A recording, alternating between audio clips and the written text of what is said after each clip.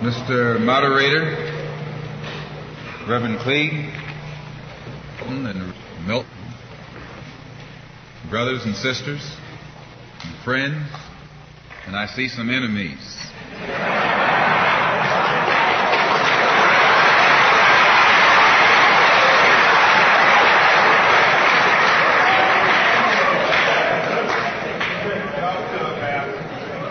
In fact, I think we'd be fooling ourselves if we had an audience this large and didn't realize that there were some enemies present. This afternoon, we want to talk about the ballot or the bullet. The ballot or the bullet explains itself.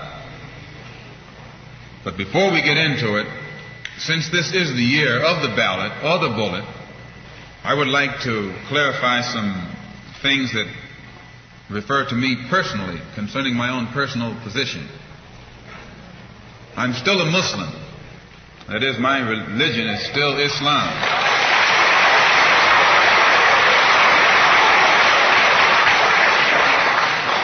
My religion is still Islam. I still credit Mr. Muhammad for what I know and what I am. He's the one who opened my eyes.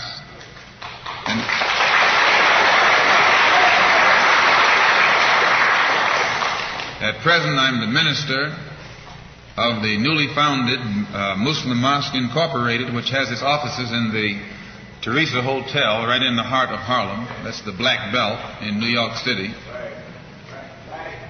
And when we realize that Adam Clayton Powell is a Christian minister, he has the Abyssinia Baptist Church, but at the same time he's more famous for his political struggling.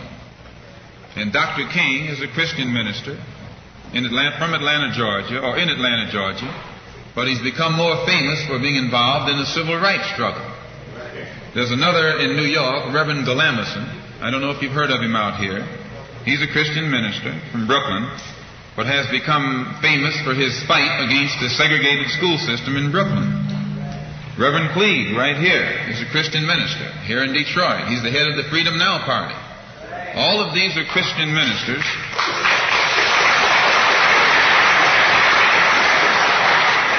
All of these are Christian ministers, but they don't come to us as Christian ministers. They come to us as fighters in some other category. I'm a Muslim minister. The same as they are Christian ministers, I'm a Muslim minister. And I don't believe in fighting today in any one front, but on all fronts.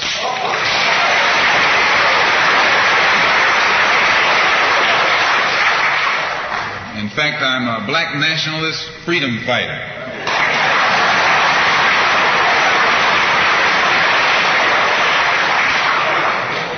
Islam is my religion, but I believe my religion is my personal business.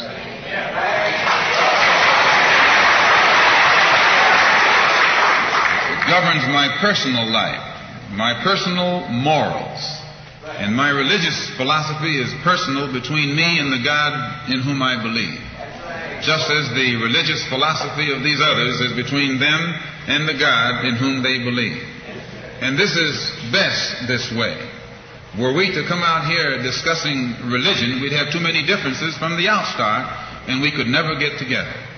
So today, though Islam is my religious philosophy, my political, economic, and social philosophy is black nationalism. You and I...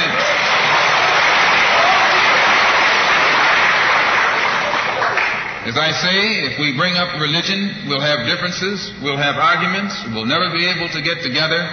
But if we keep our religion at home, keep our religion in the closet, keep our religion between ourselves and our God, but when we come out here, we have a fight that's common to all of us against an enemy who is common to all of us.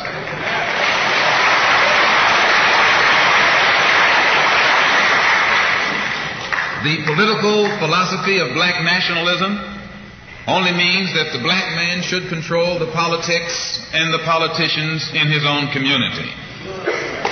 The time when white people can come in our community and get us to vote for them so that they can be our political leaders and tell us what to do and what not to do is long gone. Oh, praise the Lord.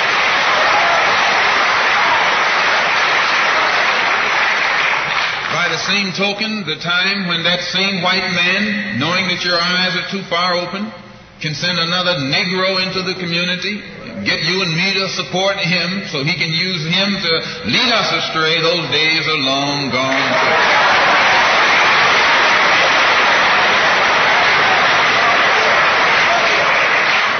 The political philosophy of black nationalism only means that if you and I are going to live in a black community, and that's where we're going to live, because as soon as you move into one of their, as soon as you move out of the black community into their community, it's mixed for a period of time, but they're gone, and you're right there all by yourself.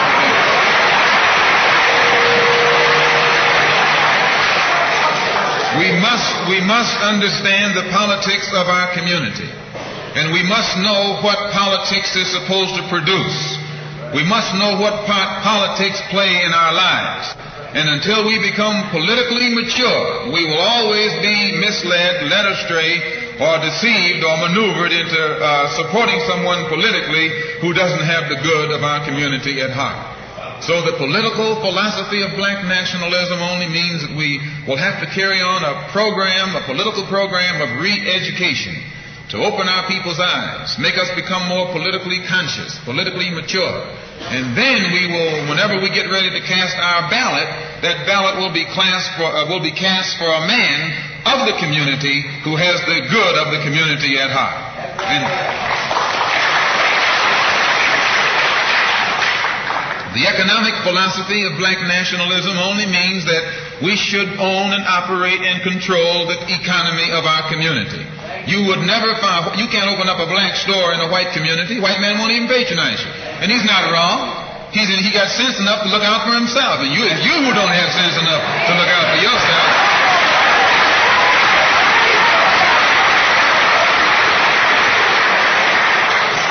The white man is too intelligent to let someone else come and gain control of the economy of his community.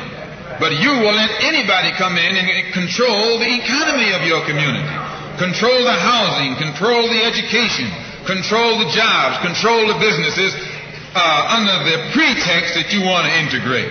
No, you're out of your mind.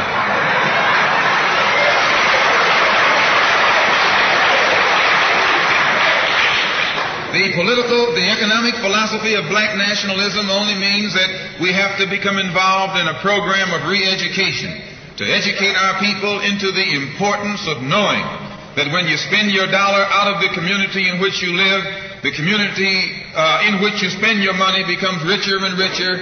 The community out of which you take your money becomes poorer and poorer. And because these Negroes who have been misled, misguided, are breaking their necks to take their money and spend it with the man. The man is becoming richer and richer, and you're becoming poorer and poorer. And then what happens? The community in which you live becomes a slum. It becomes a ghetto. The conditions become run down. And then you have the audacity to complain about poor housing in a run-down community. Why, you run it down yourself when you take your dollar out.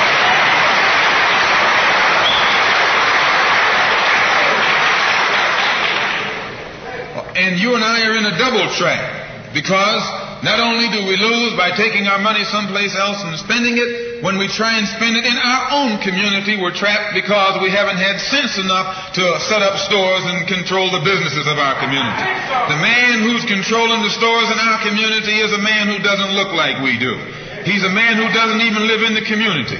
So you and I, even when we try and spend our money in the block where we live or the area where we live, we're spending it with a man who, when the sun goes down, takes that basket full of money in another part of the town.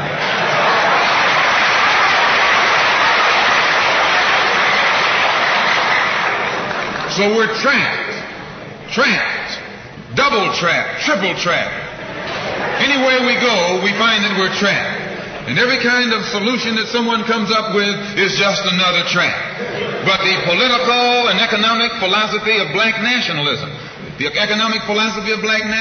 shows our people the importance of setting up these little stores and developing them and expanding them into larger operations. Woolworth didn't start out big like they are today. They started out with a dime store and expanded and expanded and then expanded until today they're all over the country and all over the world, and they're getting some of everybody's money. Now, this, what you and I in General Motors, the same way, didn't start out like it is. It started out just a little rat race type operation. And it expanded and expanded until today is where it is right now. And you and I have to make a start. And the best place to start is right in the community where we live.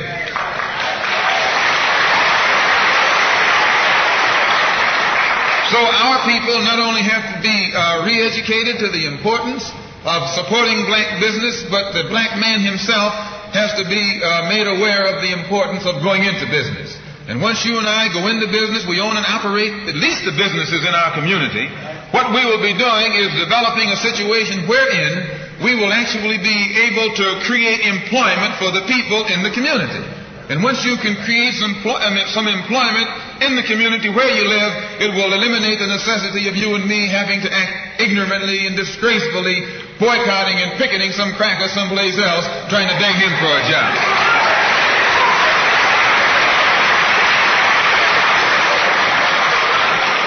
Anytime you have to rely upon your enemy for a job, you're in bad shape. And he is your enemy. Anytime, you wouldn't be in this country if some enemy hadn't kidnapped you and brought you here.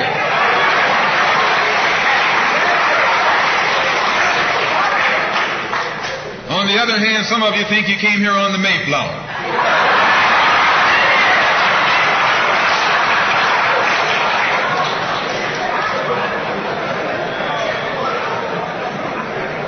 So as you can see, brothers and sisters, today, this afternoon, it's not our intention to discuss religion. We're going to forget religion. If we bring up religion, we'll be in an argument. And the best way to keep away from arguments and differences, as I said earlier, put your religion at home, in the closet. Keep it between you and your God. Because if it hasn't done anything more for you than it has, you need to forget it anyway.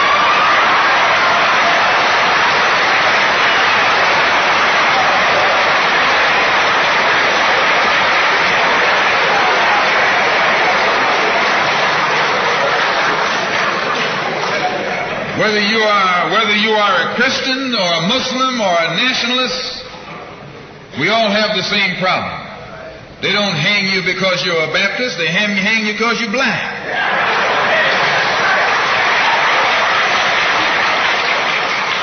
They don't attack me because I'm a Muslim, they attack me because I'm black. They attack all of us for the same reason. All of us catch hell from the same enemy. We're all in the same bag, in the same boat. We suffer political oppression, economic exploitation, and social degradation. All of them from the same enemy. The government has failed us. You can't deny that. Anytime you live in the 20th century, 1964, and you walking around here singing, "We shall overcome," the government has failed.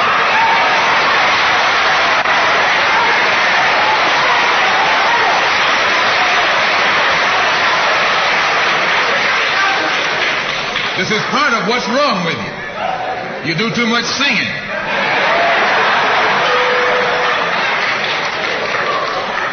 Today it's time to stop singing and start swinging.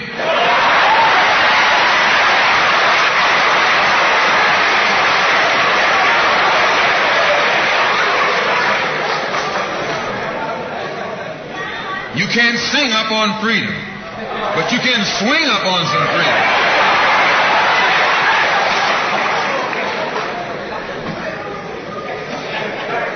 Cassius Clay can sing, but singing didn't help him to become the heavyweight champion of the world.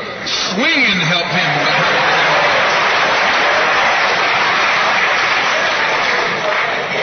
So this government has failed us. The government itself has failed us. And the white liberals who have been posing as our friends have failed us. And once we see that all these other sources to which we've turned have failed, we stop turning to them and turn to ourselves. We need a self-help program, a do-it-yourself philosophy, a do-it-right-now philosophy, it's already too late philosophy.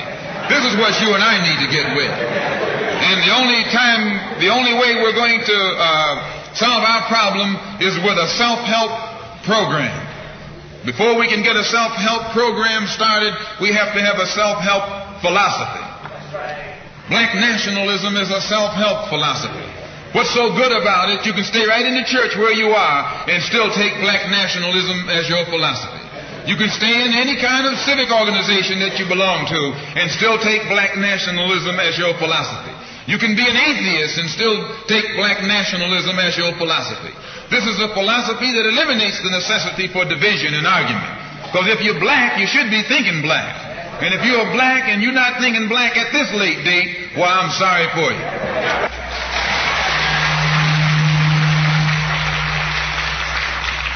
Once you change your philosophy, you change your thought pattern.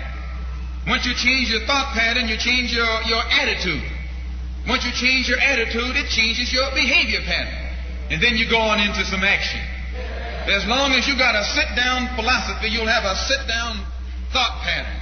And as long as you think that old sit-down thought, you'll be in some kind of sit-down action. They'll have you sitting in everywhere. It's not so good to refer to what you're going to do as a sit-in. That right there castrates you. Right there it brings you down. What goes with it? Think of the image of someone sitting. An old woman can sit. An old man can sit. A chump can sit. A coward can sit. Anything can sit. Well, you and I have been sitting long enough, and it's time today for us to start doing some standing and some fighting to back that up.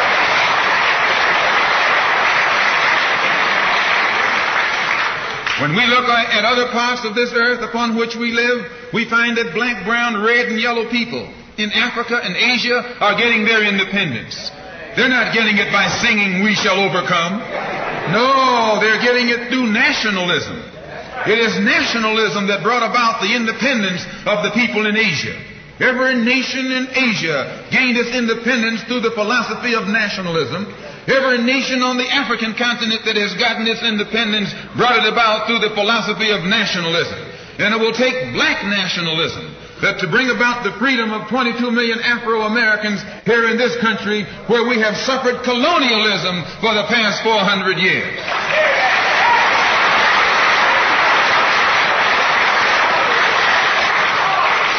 America is just as much a colonial power as England ever was.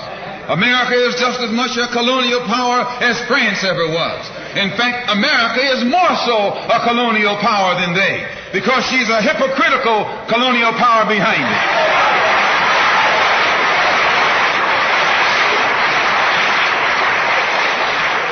What do you call second-class citizenship? Why, that's colonization. Second-class citizenship is nothing but 20th century slavery. How are you going to tell me you're a second-class citizen? They don't have second-class citizenship in any other government on this earth. They just have slaves and people who are free. Well, this country is a hypocrite. They try and make you think they set you free by calling you a second-class citizen. No, you're nothing but a 20th century slave.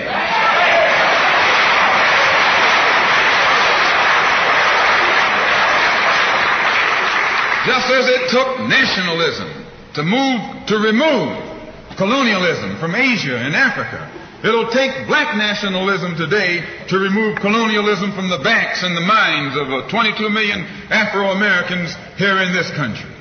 And 1964 looks like it might be the year of the ballot or the bullet.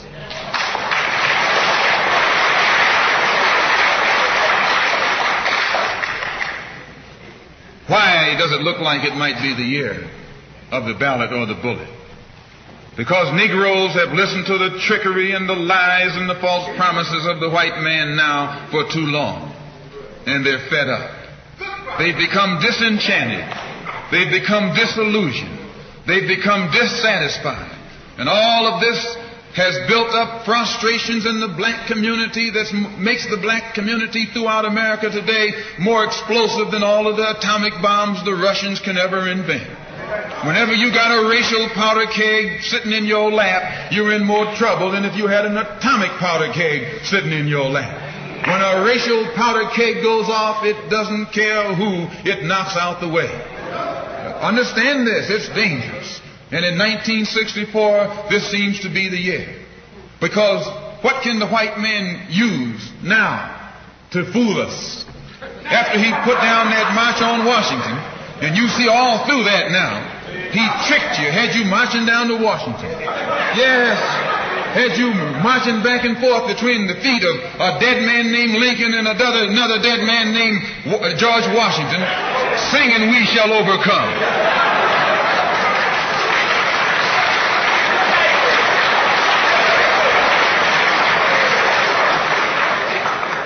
He made a chump out of you. He made a fool out of you. He made you think you were going somewhere, and you end up going nowhere but between Lincoln and Washington. So today our people are disillusioned. They've become disenchanted. They've become dissatisfied. And in their frustrations they want action. And in 1964, you'll see this young black man, this new generation. So today, our people are disillusioned. They've become disenchanted. They've become dissatisfied. And in their frustrations, they want action. You'll see this young black man, this new generation, asking for the ballot or the book. That old Uncle Tom action is outdated. The young generation don't want to hear anything about the odds are against us. What do we care about odds?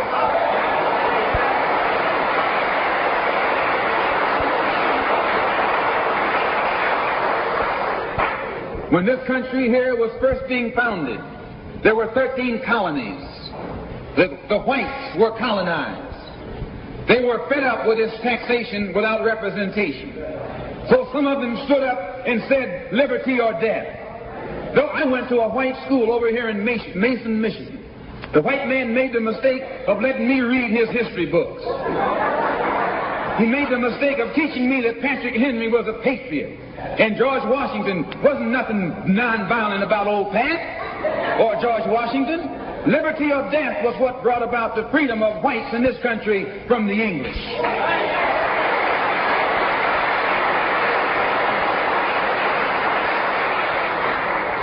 They didn't care about the arts. Why, they faced the wrath of the entire British Empire. And in those days, they used to say that the British Empire was so vast and so powerful when the sun would never set on it. This is how big it was. Yet these 13 little scrawny states, tired of taxation without representation, tired of being exploited and oppressed and degraded, told that big British Empire, liberty or death. And here you have 22 million Afro-Americans, black people today, catching more hell than Patrick Henry ever saw.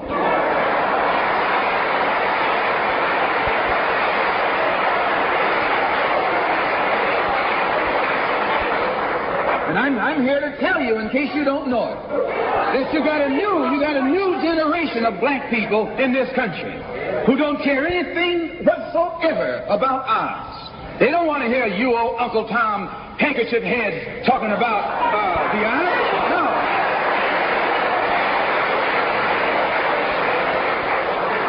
This is a new generation.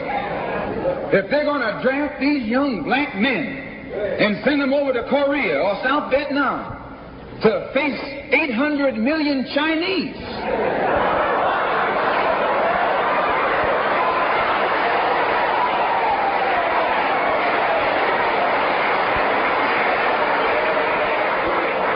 If you're not afraid of those odds, you shouldn't be afraid of these odds.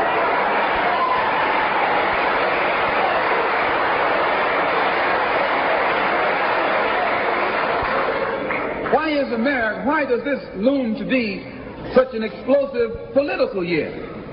Because this is the year of politics. This is the year when all of the white politicians are going to come into the Negro community.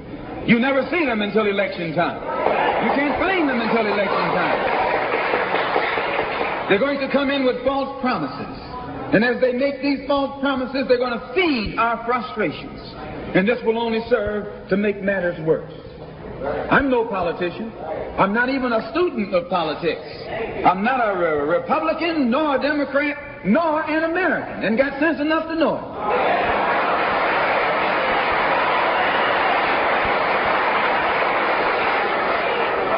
I'm one of the 22 million black victims of the Democrats. One of the 22 million black victims of the Republicans, and one of the 22 million black victims of Americanism.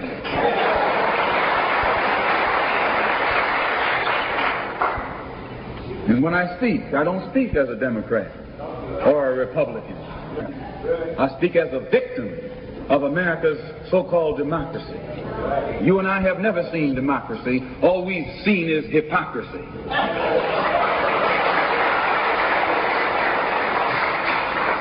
When we open our eyes today and look around America, we see America not through the eyes of someone who has enjoyed the fruits of Americanism. We see America through the eyes of someone who has been the victim of Americanism. We don't see any American dream. We've experienced only the American nightmare. We haven't benefited from America's democracy. We've only suffered from America's hypocrisy. And the generation that's coming up now can see it and are not afraid to say it. If you go to jail, so what? If you're black, you were born in jail.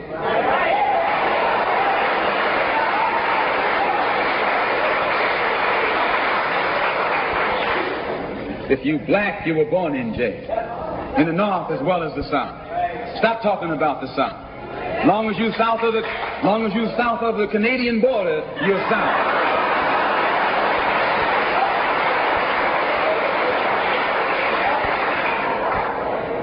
Don't call Governor Wallace a Dixie governor. Romney is a Dixie governor.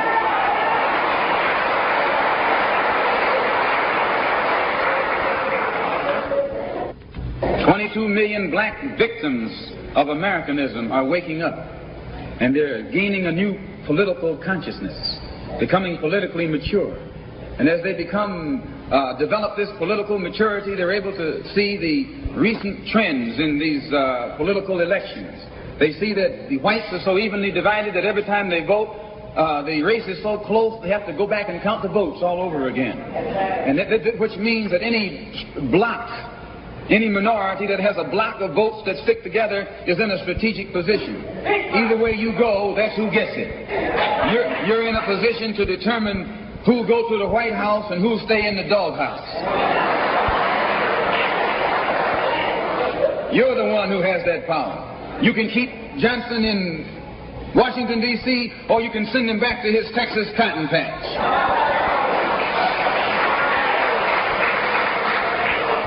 You're the one who sent Kennedy to Washington. You're the one who put the present Democratic administration in Washington, D.C. The whites were evenly divided. It was the fact that you threw 80% of your votes behind the Democrats that put the Democrats in the White House. When you see this, you can see that the Negro vote is the key factor. And despite the fact that you are in a position to be the determining factor, what do you get out of it? The Democrats have been in Washington, D.C. only because of the Negro vote. They've been down there 4 years.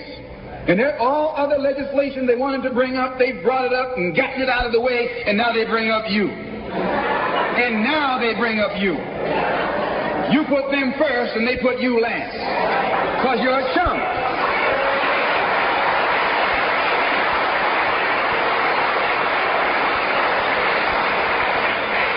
A political chump.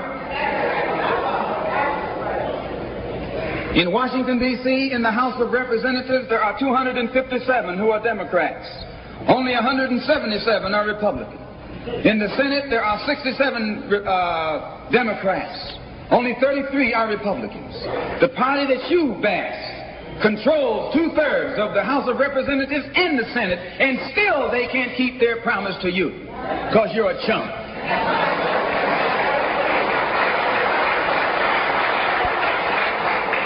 Anytime you throw your weight behind a political party that controls 2/3 of the government, and that party can't keep the promise that it made to you during election time, and you're dumb enough to walk around continuing to identify yourself with that party, you're not only a chump, but you're a traitor to your race.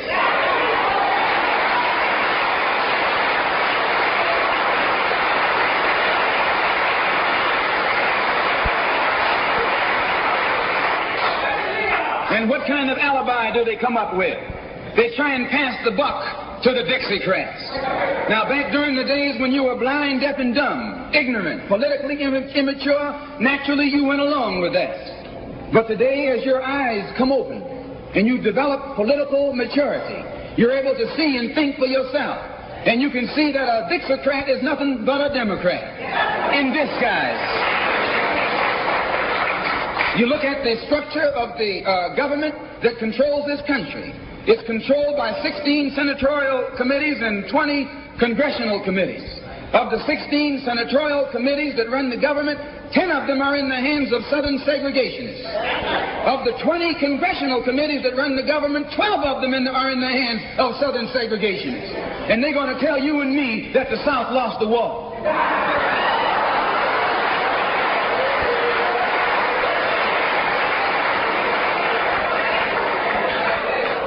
Today are in the hands of a government of segregationists, racists, white supremacists, who belong to the Democratic Party but disguise themselves as Dixiecrats. A Dixiecrat is nothing but a Democrat. Whoever runs the Democrats is also the father of the Dixiecrats, and the father of all of them is sitting in the White House.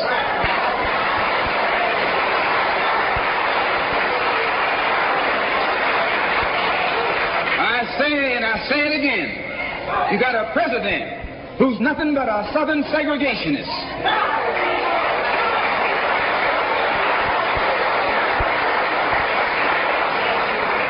From the state of Texas. They'll lynch you in Texas as quick as they'll lynch you in Mississippi. Only in Texas, they lynch you with a Texas accent. In Mississippi, they lynch you with a Mississippi accent. And the first thing the cracker does when he comes in power, he takes all the Negro leaders and invites them for coffee to show that he's all right. And those Uncle Toms can't pass up the coffee.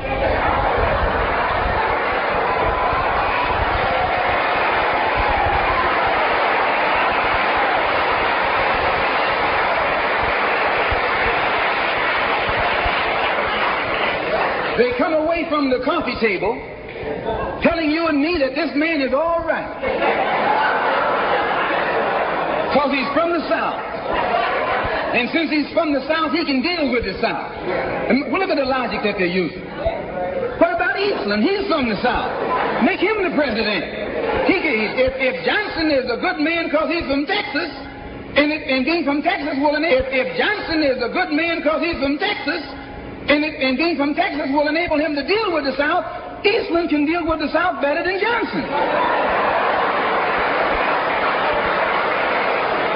Oh, I say, you've been misled.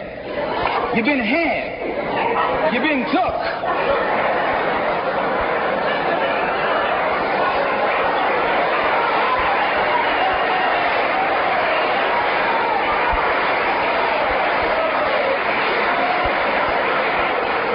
I was in Washington a couple of weeks ago while the senators were filibustering. And I noticed in the back of the Senate a huge map. And on this map, it showed the distribution of Negroes in America. And surprisingly, the same senators that were involved in the filibuster were from the states where there were the most Negroes. Why were they filibustering the civil rights legislation? Because the civil rights legislation is supposed to guarantee voting rights to Negroes in those states. And those senators from those states know that if the Negroes in those states can vote, those senators are down the drain.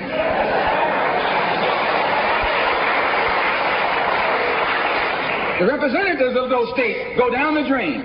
And in the Constitution of this country, it has a stipulation wherein whenever the rights, the voting rights of people in a certain district are violated, then the representative who's from that particular district, according to the Constitution, is supposed to be expelled from the Congress.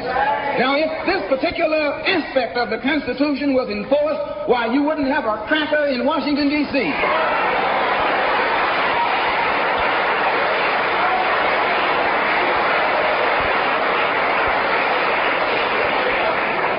But what would happen? When you expel the Dixiecrat, you're expelling the Democrat.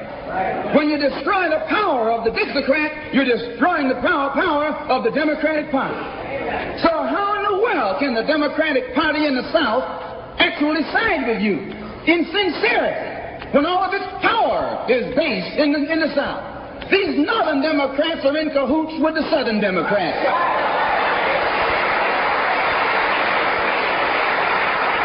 They're playing a giant con game, a political con game. You know how it goes. One of them comes to you and make believe he's for you. And he's in cahoots with the other one that's not for you. Why? Because neither one of them is for you. But they got to make you go with one of them or the other. So this is a con game. And this is what they've been doing with you and me all these years. First thing Johnson got off the plane, when he became president, he asked, "Where's Dickie?" You know who Dickie is? Dickie is old Southern cracker Richard Russell. Look here. Yes. Lyndon B. Johnson's best friend is the one who is ahead, who's heading the forces that are filibustering civil rights legislation. You tell me, how in the hell is he going to be Johnson's best friend?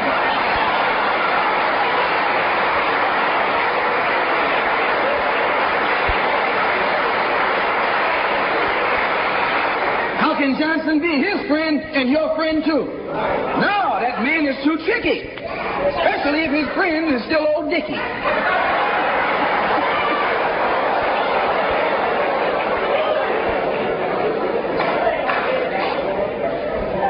Whenever the Negroes keep the Democrats in power, they're keeping the Dixiecrats in power. This is true. A vote for a Democrat is nothing but a vote for a Dixiecrat. I know you don't like me saying that, but I'm not the kind of person who come here to say what you like. I'm going to tell you the truth whether you like it or not.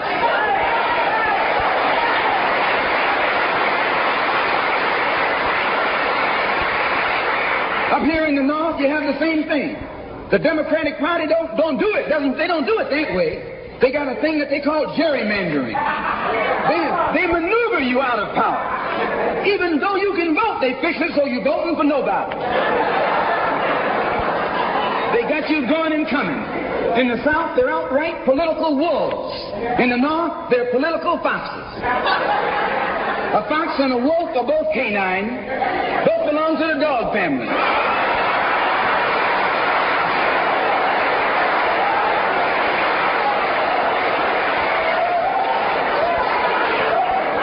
Now, you take your choice. You're going to choose a northern dog or a southern dog. Because either dog you choose, I guarantee you, you'll still be in the doghouse. This is why I say it's the ballot or the bullet. It's liberty or it's death. It's freedom for everybody or freedom for nobody.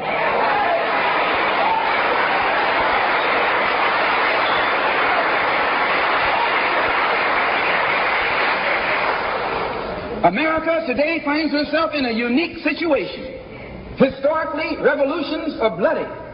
Oh, yes, they are. They have never had a bloodless revolution or a nonviolent revolution. That don't happen even in Hollywood.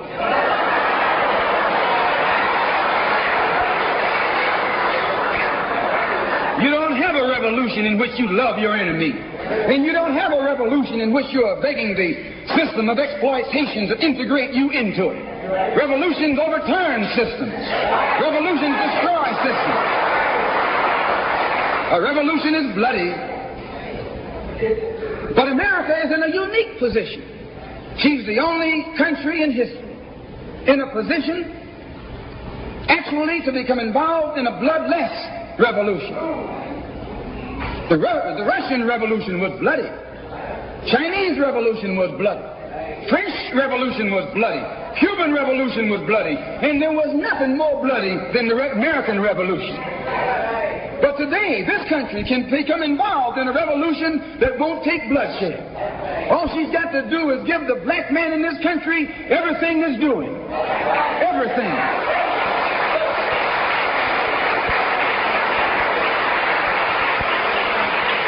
I hope that the white man can see this. Because if you don't see it, you're finished. If you don't see it, you're going to become involved in some action in which you don't have a chance. And we don't care anything about your atomic bomb. It's useless. Because other countries have atomic bombs. When 2 or 3 different countries have atomic bombs, nobody can use it. So it means that the white man today is without a weapon. If you want some action, you got to come on down to earth. And there's more black people on earth than there are white people on earth.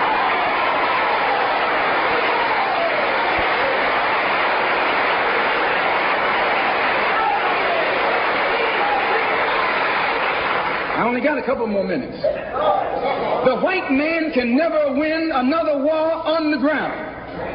His days of war victory, his days of ground victory are over. Can I prove it? Yes. Take all the action that's going on this earth right now that he's involved in. Tell me where he's winning. Nowhere. Why, some rice eaters ran him out of Korea. Yes, they ran him out of Korea.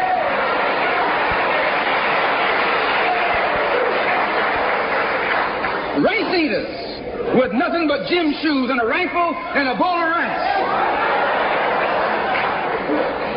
Took him and his tanks and his napalm and all that other action he's supposed to have and ran him across the Yalu. Why? Because the day that he can win on the ground is past. Up in French Indochina, those little peasants, rice growers, took on the might of the French army and ran all the Frenchmen. You remember Dien Bien Phu? No.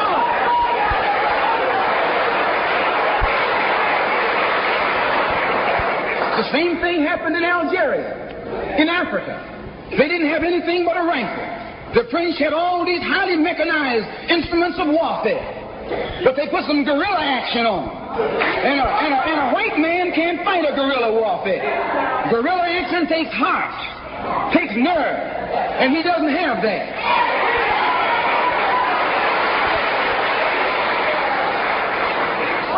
He's brave when he's got tanks. He's brave when he's got planes. He's brave when he's got bombs. He's brave when he got a whole lot of company along with him.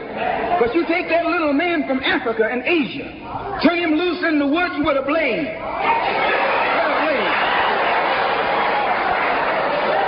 That's all he needs. All he needs is a blade. And when the sun comes down, goes down, and it's dark, it's even Steven.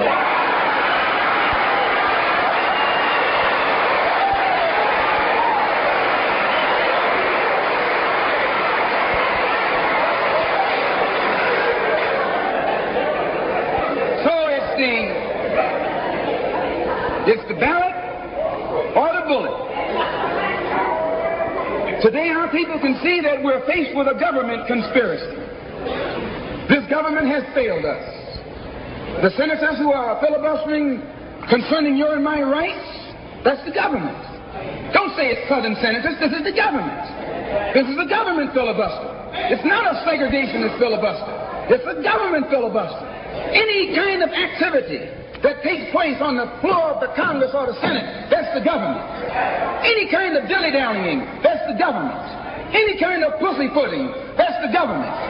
Any kind of act that's designed to delay or deprive you and me right now of getting full rights, that's the government, that's responsible. And anytime you find the government involved in a conspiracy to violate the citizenship or the civil rights of a people, then you are wasting your time going to that government expecting redress. Instead, you have to take that government to the world court and accuse it of genocide and all of the other crimes that it is guilty of today.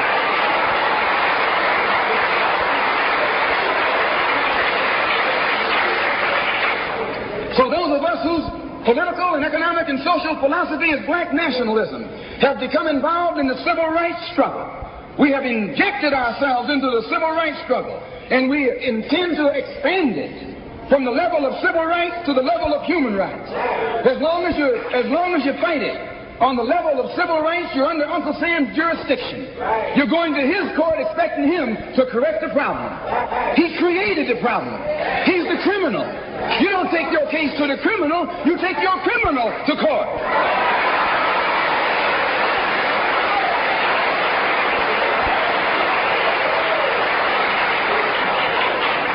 When the government of South Africa began to trample upon the human rights of the people of South Africa, they were taken to the UN. When the government of Portugal began to trample upon the rights of our brothers and sisters in Angola, it was taken before the UN.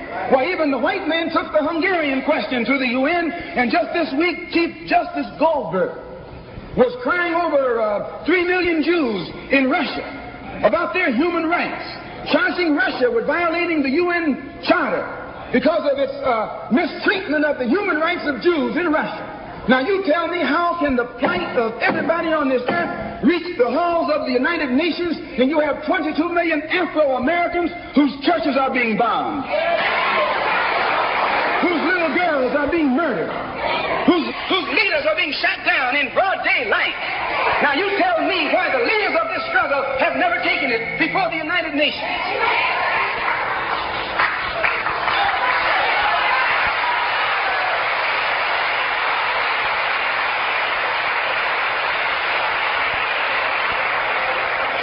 So our next move is to take the entire civil rights struggle problem into the United Nations.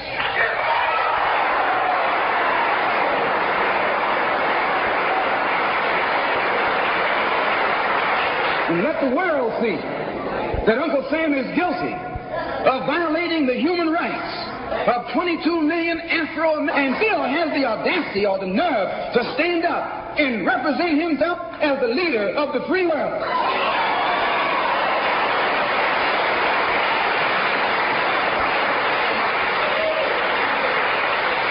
Not only is he a crook, he's a hypocrite.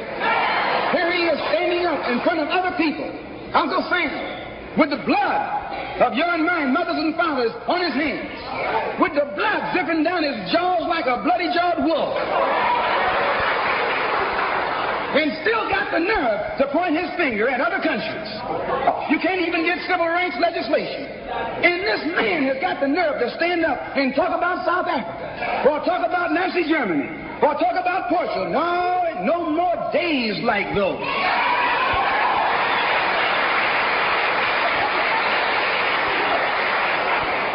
So I say in my conclusion, the only way we're going to solve it, we got to unite in unity and harmony. And black nationalism is the key. How are we going to overcome the tendency to be at each other's throats that always exists in our neighborhood? And the reason this tendency exists, the strategy of the white man has always been divide and conquer. He keeps us divided in order to conquer us. He tells you, I'm for separation and you for integration, and keep us fighting with each other. No, I'm not for separation and you're not for integration. What you and I are for is freedom.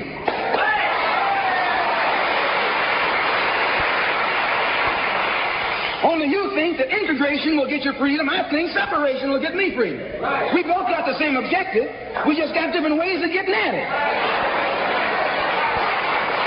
So I studied this man, Billy Graham, who preaches white nationalism. That's what he preaches.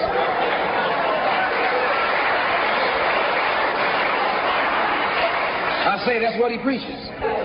The whole church structure in this country is white nationalism. You go inside a white church, that's what they're preaching, white nationalism. They got Jesus white, Mary white, God white, everybody white. That's white nationalism.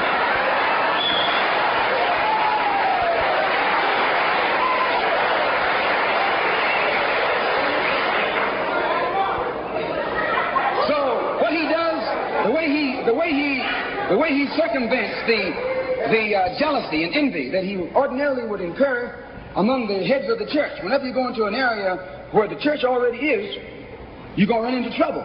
Because they got that thing, what you call it, syndicated. So they got a syndicate just like the racketeers have. I'm going to say what's on my mind because the preachers already proved to you that they got a syndicate.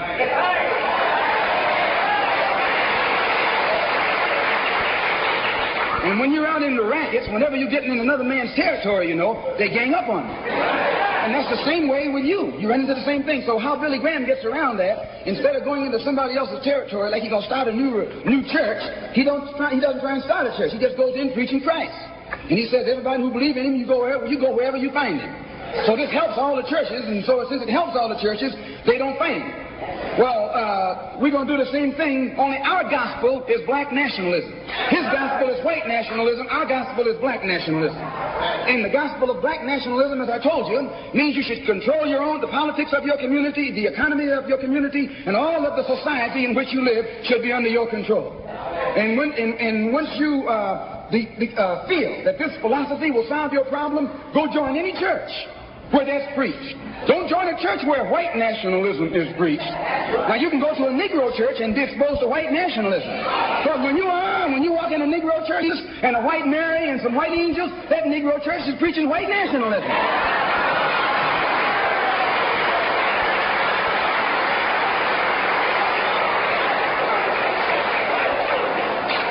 When you go to a church and you see the pastor of that church with a philosophy and a program that's designed to bring black people together and elevate black people, join that church. Join that church. If you see where the NAACP is preaching and practicing that which is designed to make black nationalism materialize, join NAACP. Join any kind of organization, civic, religious, fraternal, political, or otherwise, that's based on lifting the black man up and making him master of his own community.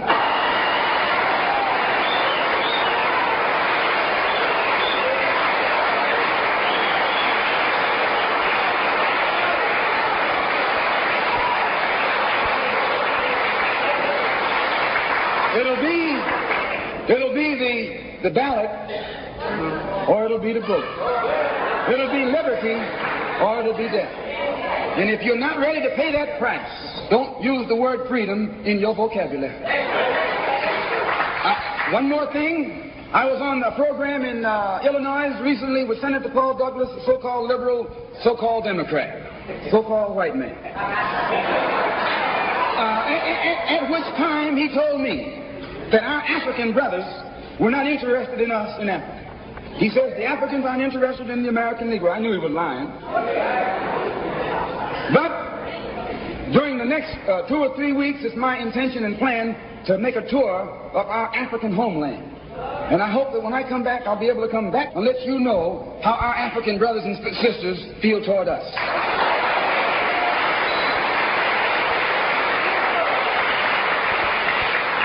And I know before I go there that they love us. We're one. We're the same. The same man who has colonized them all these years colonized you and me too. All these years. And all we have to do now is wake up and work in unity and harmony, and the battle will be over. I want to thank the Freedom Now Party and the Goal. I want to thank Milton and Richard Henry for inviting me here this afternoon, and also Reverend Clegg. And I want them to know that anything that I can ever do at any time to work with anybody in any kind of program that is sincerely designed to eliminate the political, the economic, and the social evils that confront all of our people in Detroit and elsewhere, all they got to do is give me a telephone call and I'll be on the next jet right on into the city.